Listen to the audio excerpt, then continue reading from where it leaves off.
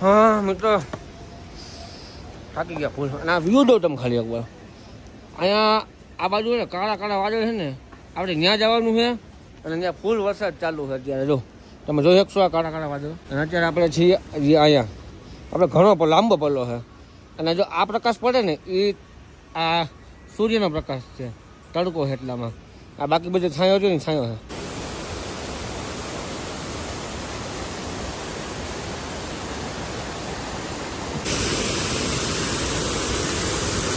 આની હાલત છે. થાકી ગઈ,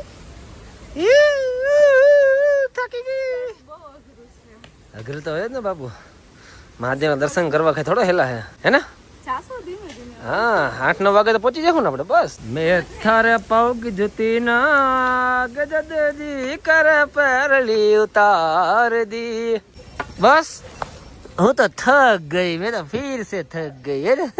આ કેટલું પાણી પી પીને થાકી ગઈ છે. મને લાગે છે આ બધું આનું જ પાણી પી ગઈ.